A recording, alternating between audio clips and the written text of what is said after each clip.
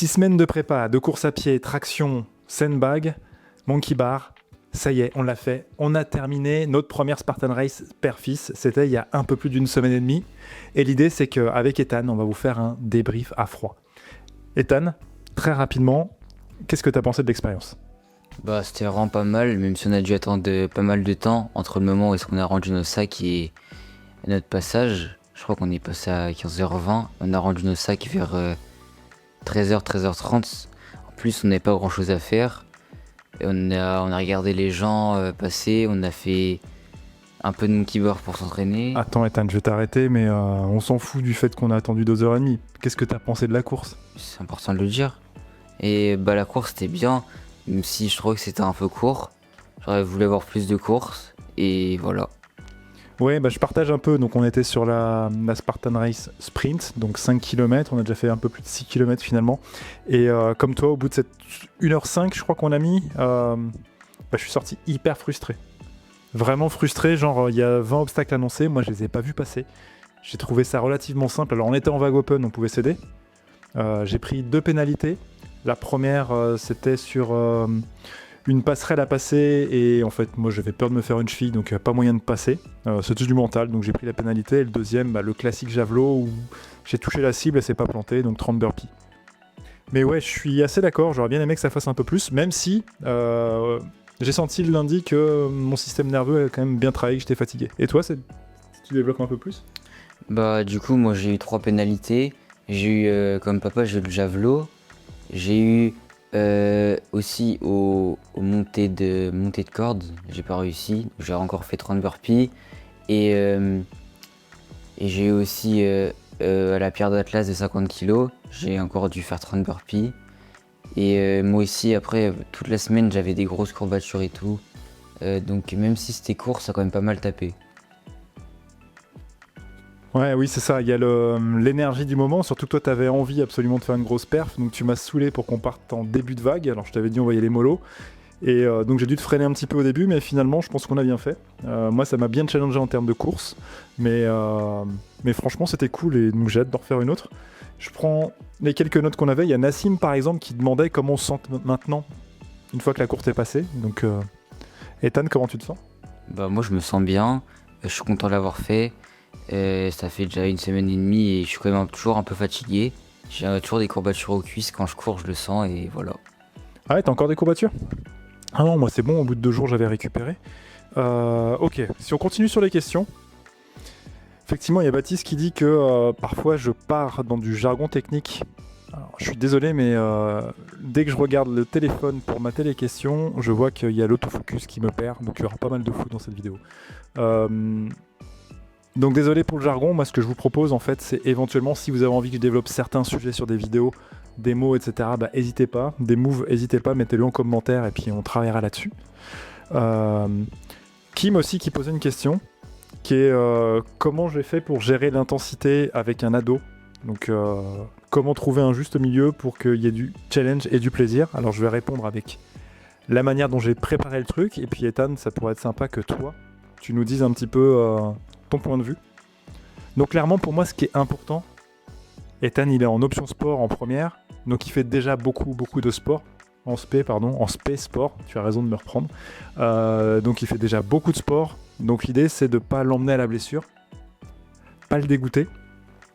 Et donc j'ai pris ça en compte, donc l'idée c'était pas de lui mettre du volume, mais c'est de travailler ses points faibles. C'est quelqu'un de très rapide avec beaucoup d'endurance, par contre il est léger, il manque de force. Donc l'idée c'était de le faire travailler un peu plus autour de ça, donc autour des pompes, autour des tractions, autour des fentes et du maintien de charge. Et on a vu, mais je m'en doutais un peu, ça a un peu manqué, puisque les 50 kg c'est à peine moins lourd que lui, et comme il n'a pas toujours été très assidu, ça a été compliqué. Mais le premier objectif c'était faire en sorte qu'il n'ait pas trop de courbatures, qu'il prenne du plaisir à y revenir et surtout l'équilibrer avec tout le reste de son activité. Qu'est-ce que t'en as pensé toi ? Bah moi j'ai vraiment bien aimé faire les entraînements parce que ça faisait des moments que je passais avec papa en plus. Plus ça me permettait de faire du sport genre pour me muscler un peu en dehors du lycée, vu qu'au lycée c'est surtout la course à pied et donc on se muscle pas trop et voilà. Ok, et donc tu as ressenti ce côté progressivité, non? Je me souviens que les premières séances, t'étais meurtri de courbatures aussi. Oui, au tout début, j'étais plein de courbatures, mais plus les séances s'est passées, plus j'avais l'impression d'être un peu plus fort, de mieux réussir les tractions, les pompes et tout, j'ai plus de facilité. C'est ça, mais en fait là, tu mets en évidence un principe que moi je mets dans mes coachings ou que je fais au quotidien, c'est on n'a pas besoin de mettre de surcharge progressive très forte au début. Donc la surcharge progressive, c'est le fait de forcer finalement de rendre l'exercice plus difficile. Par exemple, si on dit tu faisais une traction, t'en fais 2, puis 3, puis 4. En fait, juste en pratiquant la même chose, régulièrement, tu vas déjà t'améliorer. Donc là, le challenge, c'était juste on l'a un peu complexifié, mais c'était rendre cet effort digeste pour que ça devienne relativement facile et que tu puisses te challenger un peu plus dessus. J'avais posé la question sur... Ça me saoule cet autofocus. La question sur, effectivement, est-ce qu'en 6 semaines, après quasiment 1 an à m'entraîner que 15 minutes par jour, comme mes clients, on arriverait à revenir? Et bah, la réponse est carrément oui. J'étais vraiment en deçà en course à pied, même si le fait de courir avec Ethan m'avait permis de remonter un petit peu. Là, le fait de travailler en spécifique sur du fractionné fait que c'est là où j'étais le plus faible. Ça m'a permis d'aller beaucoup plus loin, de pas trop freiner Ethan sur la course, qui est maintenant sa spécialité. Et en parallèle, le fait de remettre un peu d'intensité, de remettre des tractions, etc., ça m'a fait revivre. Mon corps s'est rappelé de beaucoup de choses. J'ai redéveloppé un peu de masse musculaire. J'ai aussi reperdu un peu de gras sans chercher à le faire. Et j'ai augmenté ma ration. Donc moi, ça m'a vraiment reconnecté à mon corps et m'a donné envie d'aller plus loin. Et clairement, tu vois, 162, je crois on l'a dit, et 163 sur plus de 1500. Ça doit être ma meilleure perf. On est dans le 11 pourcentile, ou je sais plus comment on dit, mais donc on fait partie du haut du panier sans être des spécialistes. Ouais, 6 semaines, bien préparées, en fait, ça fait le taf. Est-ce que tu veux ajouter quelque chose là-dessus ? Non, j'ai rien à ajouter là-dessus. Ok, je regarde les autres questions. Au niveau des questions, on est plutôt pas mal. Moi, vraiment, ce que j'essaye de vous transmettre là-dedans, c'est arrêtez de faire des choses compliquées dans vos entraînements. Si vous avez un objectif qui vous plaît, d'abord développez vos fondations. On est des êtres humains, donc on est fait pour pousser, tirer, grimper, ramper, se suspendre, sauter, pousser, j'ai déjà dit, soulever, jeter, etc. etc. Donc faut s'exercer à faire ça, c'est nos fondations humaines. Et après, on peut venir développer du sport. Et encore après, développer des nouvelles compétences qui est le niveau 3, les muscle-up, faire des drapeaux, etc. Donc vraiment cette notion de constance, où Ethan, t'as un peu manqué d'ailleurs. Tu peux nous en dire plus ? Par rapport à quoi ? La constance de l'entraînement, tu vois, même là, la constance de la concentration pendant la vidéo. En fait, on s'est pas mal entraîné avant que je parte à Pornic avec mes potes. Et après, cette semaine, je suis parti à Pornic et j'ai dû faire une séance en à peu près 2 semaines. Parce que j'avais la flemme, en plus c'était le début du lycée, j'étais fatigué. Le sport du lycée ça me donnait plein de courbatures, du coup j'avais plein de courbatures et j'avais pas envie de faire sport et voilà. Donc en gros la flemme et encore la flemme. Et la fatigue aussi. Et la fatigue, ouais, mais c'est pour ça, je t'avais expliqué qu'on ajustait la difficulté. On avait prévu des séances beaucoup plus courtes. Et t'as pas eu l'envie d'y aller. Alors moi j'ai été assez déçu parce qu'effectivement ce que je retiens c'était ce partage avec toi. C'était presque plus cool de faire ces moments de prépa que la course elle-même, même si c'était vraiment cool. Mais de passer du temps ensemble, à se dépasser, à se corriger, à se challenger, moi c'est vraiment ça que j'y garde précieusement et j'ai hâte d'avoir la suite là-dessus.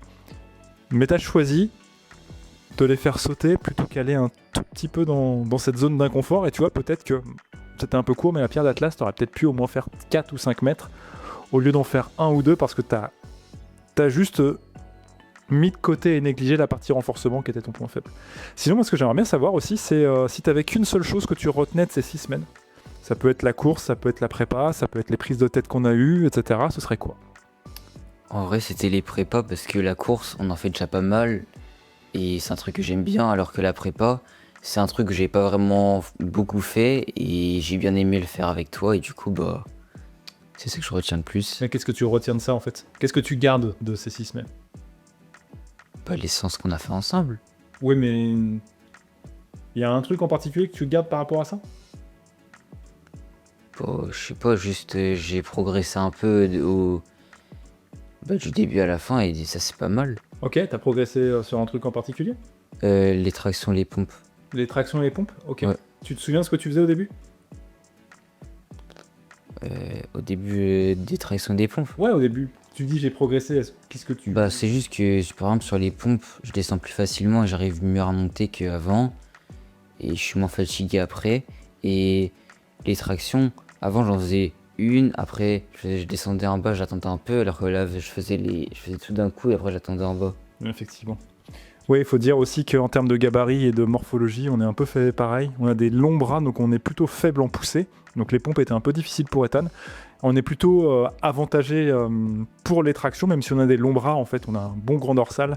Et l'idée, c'est qu'en plus, il fait de l'escalade. Donc je lui ai simplifié le mouvement en délestant pour qu'on puisse se concentrer sur créer l'endurance pour que ça devienne plus facile et plus plaisant, de se dire, ça y est, j'arrive à faire mes tractions sans que ce soit dur.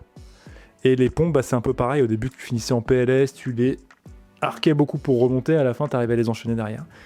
Ok. C'est quoi la suite pour toi? Bah, comment on va faire après maintenant le sport après la Spartane? Bah justement, c'est quoi ton... Qu'est-ce que tu as envie de faire en fait? Ce serait quoi ton objectif? Bah, continuer à courir parce que je kiffe. Enfin, ça on le fait déjà, mais voilà. Et faire plus de courses encore. Ouais. Et faire quand même des séances de sport parce que, genre, ok, je l'ai fait pendant 4-5 semaines, mais c'est pas ça qui va faire que je sois musclé. Va falloir faire un peu plus, effectivement. Il y a un 10 km que tu veux repréparer, il me semble. Ouais, mais en fait, il n'y a plus de place, je crois, pour l'inscription. Ah, on en fera un autre. Si on a trop traîné pour s'inscrire en 10 km de Cholet, ben on reprendra plus tard. Attends, on verra. Mais si tu peux t'inscrire au lycée, tu peux y aller. L'objectif d'Ethan, c'était de faire son deuxième 10 km cette année. Et donc là, c'était de viser... On avait dit combien? Non, moins de 40. Alors, Ethan vise moins de 40. Moi, je parie un moins de 43, ce serait déjà super. Mais donc, on va voir. Donc là, on va remettre en place un petit peu de course à pied pour aller sur du spécifique là-dessus. Et t'as autre chose? Non, pas vraiment. Ok. Et bah super, je vais t'accompagner là-dessus. Moi, l'idée, ce serait de se rapprocher de mon record personnel aux 10 km, si elle se déplace, qui était 45 minutes. L'année dernière, j'avais dû faire 50 minutes quand Ethan avait fait son premier. Donc je suis meilleur qu'à ce moment-là, mais j'ai pas encore fait assez de volume spécifique pour m'assurer qu'il est 45, mais c'est pas grave. C'est pas mon gros focus. Par contre, j'ai un nouveau gros focus. J'ai retrouvé des sensations, j'ai retrouvé du plaisir et j'avais envie de retrouver un beau handstand, un bel équilibre, bien ouvert, bien aligné, qui tient à tous les coups. Donc j'ai recontacté mon pote Martin, Exilibre, qui est spécialiste en calisthénie et surtout en handstand, pour qu'il me fasse un petit coaching one shot. Parce que ouais, même quand t'es coach, c'est important de te faire coacher pour apprendre des nouvelles compétences, voir des nouveaux points de vue, et c'est toujours enrichissant. Et lui, il s'est mis à découvrir une discipline de la calisthénie qui est, je crois on appelle ça l'endurance. Donc en fait, tu fais des battles avec très peu de mouvements, le muscle-up, des tractions, des dips, des pompes, des squats, des goblet squats, et en fait des séries assez longues avec des trucs variés en battle. Et il m'a proposé un set que je vous ai partagé en accéléré sur la prépa, et j'ai eu vraiment honte de mes perfs, même si a priori c'était pas si mal. Et donc je me suis dit, moi qui passe mon temps à maximiser mon recrutement, mes efforts, etc. Pour moi, une traction, c'est le plus haut possible. Bah, j'ai décidé de me faire accompagner par Martin pendant 3 mois pour rentrer dans cet univers-là et le découvrir et peut-être faire une première compète. Donc, essayer un petit peu de faire du sport, presque pour la première fois de ma vie. Et là, au moment où on tourne la vidéo, j'ai déjà fait ma semaine d'évaluation et je suis en train de dérouler la première semaine de la planif. Et c'est caution en volume et j'en chie, mais j'ai déjà recommencé à progresser. Donc voilà, je vais vous le documenter aussi en vlog. Si vous avez des questions, des choses que vous voulez voir, il ne faudra pas hésiter. Et bien sûr, on va se faire les 10 km et peut-être un petit trail ensemble. Est-ce que tu as envie de dire un dernier truc sur cette vidéo, Ethan? Abonnez-vous la famille. Ok, donc effectivement, abonnez-vous la famille et les amis. Merci beaucoup d'avoir maté cette série de vidéos. J'espère que vous êtes régalés autant que nous à la faire. Et je vous retrouve la semaine prochaine pour ma nouvelle aventure sur la calisthénie 7 rep endurance. Allez, ciao.